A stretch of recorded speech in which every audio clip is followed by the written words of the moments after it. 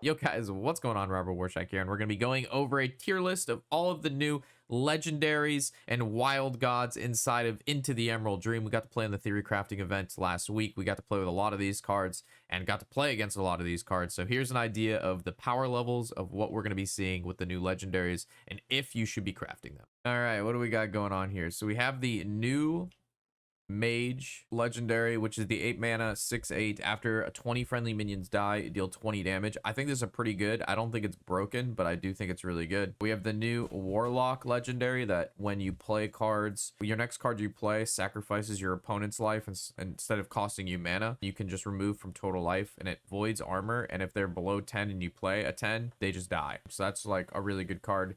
It's also like free because you can play Malorn, which gives you a free 1 mana Wild Old God. We have the Bear, which is fucking atrocious. Your F is like half cut off, but it should be because these cards are trash. This is 5 mana 5/5 Battle Cry. You change your hand into a bunch of random demons and they keep the stat and the cost or whatever. This card's bad. You're just going to play good demons in your deck. There's no reason to transform your good hand full of things that you want into bad things, because if you are playing the big demon deck, then you're just playing the good demons. I do not think this Rogue card is very good. It's a 9 mana 7/7 Battle Cry. Fill your hand with cards from your opponent's deck. They cost 3 less. It's very expensive. Random cards are good. 3 less is good, but the 9 mana cost is huge. So the only time this card's really going to see play is when you get it from Malorn.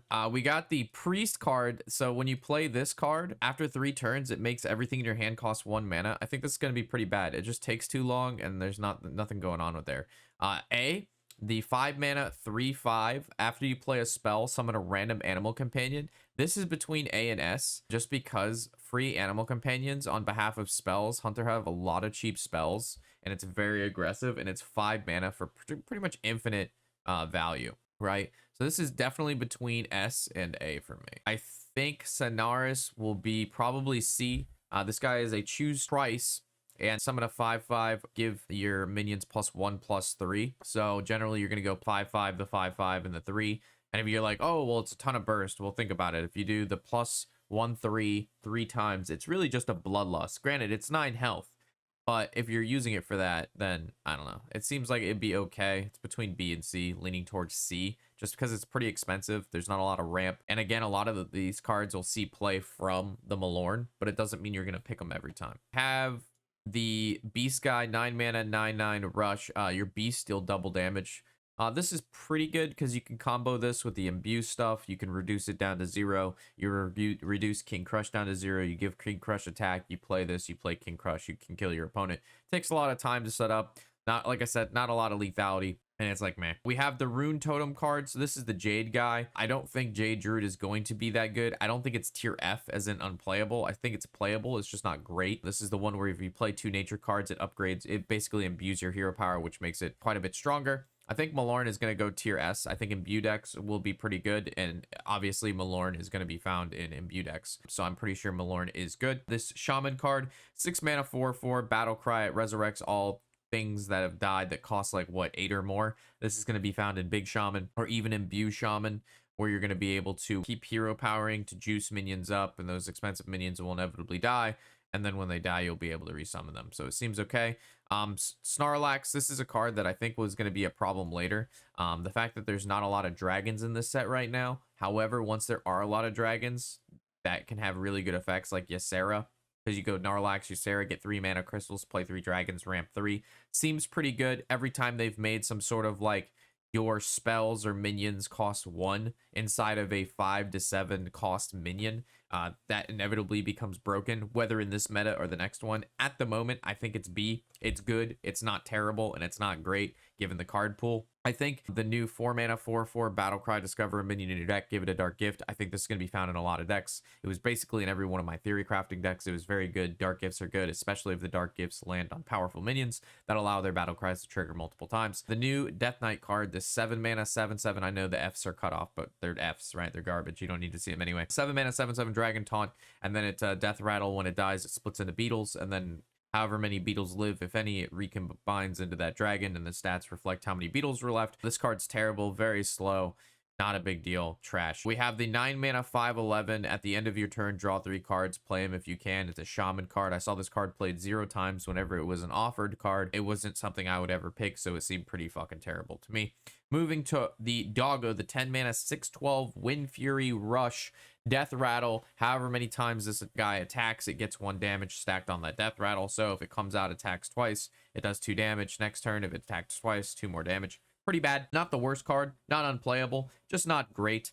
There's just better cards I think to be had. However, if you play this card, keep resurrecting him. He does seem powerful. However, it just takes a lot of time to do that. And I think there's other decks that just play a lot more stuff that can kill you before you're getting a whole bunch of these guys out. But this guy's between B and C. The fact that it has Rush and Wind Fury and that it synergizes with all the Death Rattle cards seems okay. Might actually move him to B. I think the new Mage card, 3 mana 3/4 bird, battle cry, discover a spell. You can add it to your hand or put it on top of your opponent's deck. It's not unplayable, it's just not good. 3 mana 3/4 that potentially can give you any spell, and if it's, I guess if it's really bad, you can put it on your opponent's deck. Man, yo, fudge you with the resub, love to see it. We have the new Spider card, the 3 mana 3/3. Every time you play this card, it basically locks an additional card out of your opponent's hand so they can't play it. I think this card's pretty bad because you're using generally your bounce stuff to bounce minions to summon more minions to win the game. While locking out cards in your opponent's hand is good, I just don't think it's particularly great. I don't think it's absolute trash tier, so it's going to go slightly above trash tier, but I still think it's worse than the average card. Cedra still, I think it's going to be played in a lot of decks. Being able to get all the Ysera cards are good. Returning cards to your opponent's hand is insane. Dealing 5 damage to everything is insane for decks that don't have AoE. It gives you minions, which allow you to put down pressure. It just seems like a really solid card. So this new Divine Shield card, the 5 mana Divine Shield Taunt. I actually saw 0 people play this in the theory crafting stream, and it currently, Paladins do have some Divine Shields, but they don't have a ton of Divine Shields. So I think this guy is a grower, not a shower. He'll get better over time. He's okay, but still falls in the B tier. These cards, I'm rating them for now, not in the future. Oh my god, what are you guys doing? Appreciate the resub, Redbook. I think this is okay now, just not great. Tortolian. So again, this falls under the B tier. I think he's good.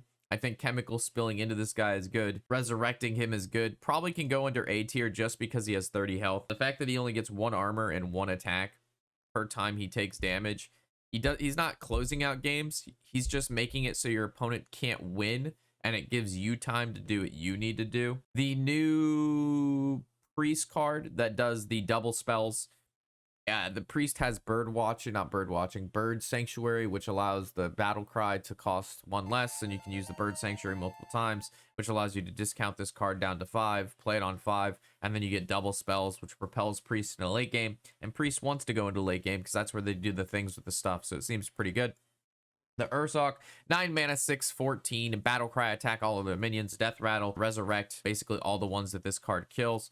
This is a 9 mana, almost, I would say, a full board clear, and then you get a board yourself. It's really good. Reminds me of old Deathwings. In this meta, we'll see play. Previous metas, probably not.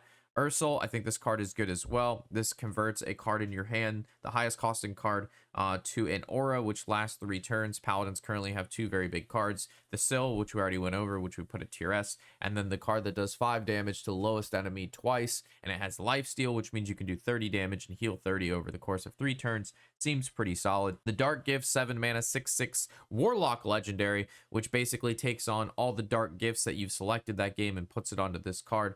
I think that card is playable down here at C. I don't think it's overwhelmingly powerful because there's not a ton of Dark Gift cards. The Dark Gift effects are random, so you may not hit good ones that game. Plus, you have to play all these Dark Gift cards, and then the payoff card is him. And if you don't get, like, charge and shit like that, I just don't see how that card's going to be that great. Ysera, I find her in B. She allows control decks to have extra mana when you play her. She works with the Snarlax, which is why I put her in the same category as the Dragon guy, because you can play Snarlax, coin Ysera on turn like 7, and then you can go up to 10 mana and get a lot of stats on the board, which is pretty solid. And then I'm thinking S tier for the new Warrior Dragon card. It's going to be between S and A. I'm going to put it S for now because, again, I'm rating it off this expansion, not future expansions, and currently putting this card down with a low amount of AoE and Hex and Polymorph and all these things that would basically shut down this guy's death rattle are very small. Card pool is small, so him being able to stick on the board and get a lot of value and him closing out games, like if you play this guy on turn 5, 6, or 7